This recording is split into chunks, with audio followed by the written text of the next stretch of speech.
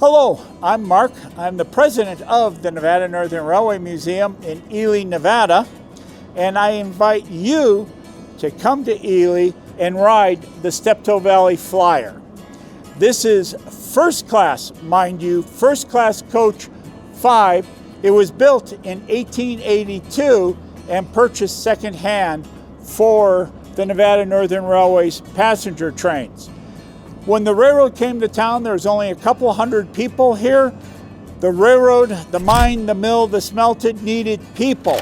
So they advertised around the planet to bring people to work in the copper industry here. And those people rode this car. And so what the Steptoe Valley Flyer does is celebrate the people who came here to White Pine County from around the planet. We tell their stories and we explain what it was like to come to America in the 1920s. So you can get your tickets online at www.nnry.com.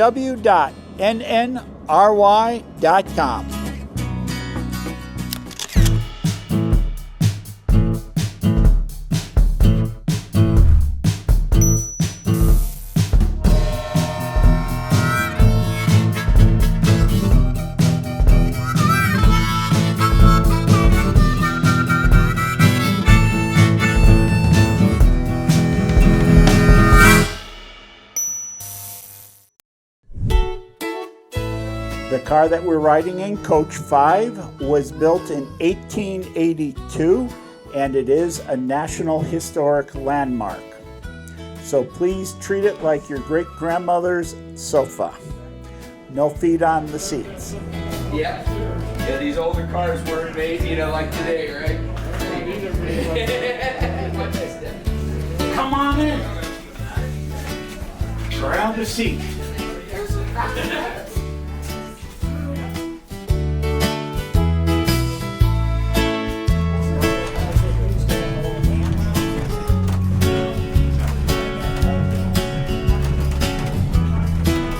The depot that we just left from, that beautiful building, that was built in 1907.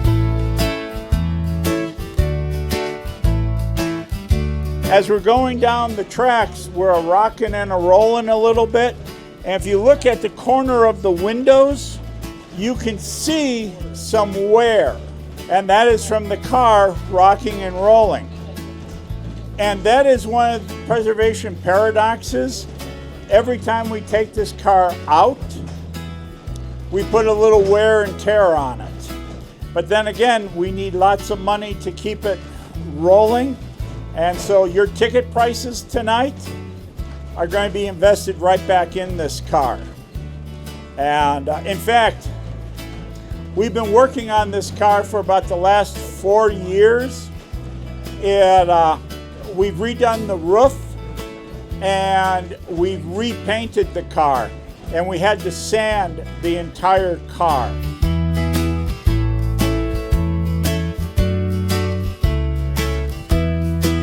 This is the original stained glass. What are the pull cords for?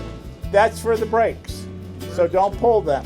Nope, it's not the ding, because we tell you when to get off. We've gone through this big curve here, and we're heading up to the copper mine. When the railroad comes to town, there's only a few hundred people living here. And so what they have to do is bring in people to work the mine, the mill, the smelter, and the railroad. And that is actually the story of this train right here. What the copper company does is it advertises around the globe looking for people to move to White Pine County to work on the railroad, the mill, the smelter, and the copper mine. What you do is you get on one of the very large transoceanic liners like the Titanic. Those big ships were paid for the people in steerage, not the fat cats up top. And so you come across the Atlantic, you go past the Statue of Liberty, and you get off at Ellis Island. You go through Ellis Island and you get on a train and you start heading west. Train comes into and it stops at the little place called Cobre, population 50. The only thing you can see is sagebrush. You get off the train and on a parallel track is this car with baggage RPO 20 and usually locomotive 40. And you cross over and the train whistles off and you start heading south. You keep heading south and the train stops in the middle of the valley and the only thing you can see is sagebrush. And the train reverses direction and it backs down the track 3 miles and it stops at McGill. Now if he has a job at the mill or the smelter, that's where you get off. We were a very small railroad, but a very proud railroad. And as I mentioned earlier, passenger service ended in 1941. This car was stuck, pushed in one of the buildings and sat there. 1956 was the 50th anniversary of the railroad. And so they pulled out locomotive 40, baggage RPO 20, and this car. But again, we're a proud railroad. So it needed a little touch-up. So they painted over Nevada Northern Railway, the car number, and there's striping, pinstriping around the car with cream paint. Now I've studied this car, and in the chips of the cream paint, I thought I saw gold leaf, but I was never sure. We sanded down one side of the car, we primed it, we painted it, and we put like 4 coats of varnish on it. And then we pulled it out of the building. We needed to turn the car so we could paint the other side. It was late in the afternoon, the sun was on the horizon, the car is out in the yard. I went to take a picture of the car and I walked around the car to go to the other side, and the side that wasn't painted, all of the chips of the yellow paint went pop. It's gold. If you look at the ceiling at the lights, you notice how on either side of the light fixture there's a round disc. If you go into the baggage car, you can see the original kerosene lamps.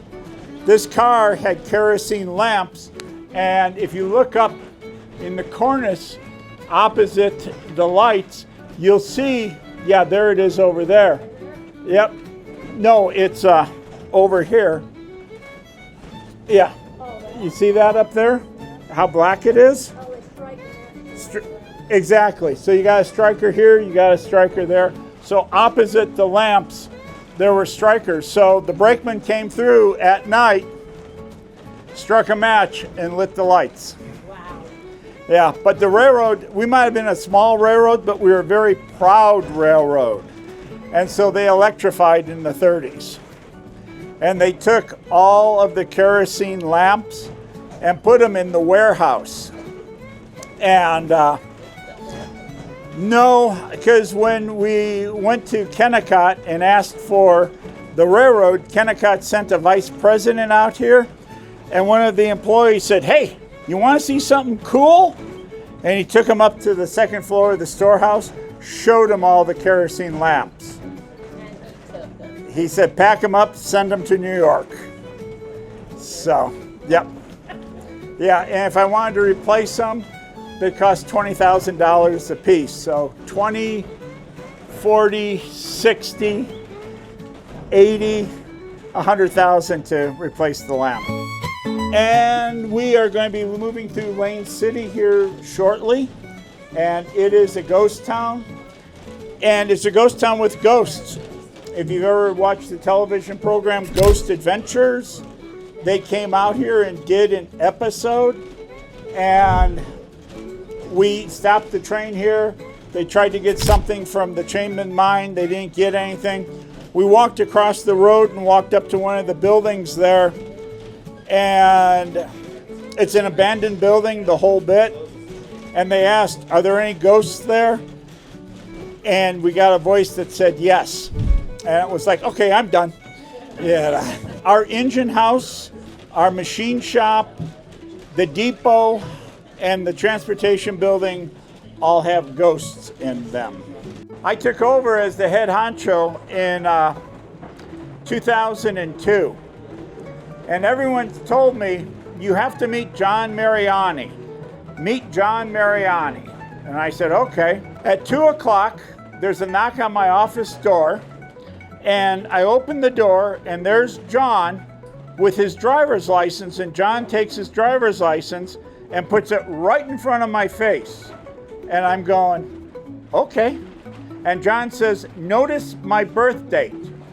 His birth date was 10/4 of 04. This is 2002. And he says, notice when my driver's license expires. His driver's license expired on 10/4 of 04. He's 98 years old, still driving, and he says to me, I have to live so long because I don't want to waste it. And so we sat, we chatted, he told great stories. 2 years later, 2004, his family comes to me and says, Mark, we'd like to charter a train for John's 100th birthday. And I said, sorry, I can't do that.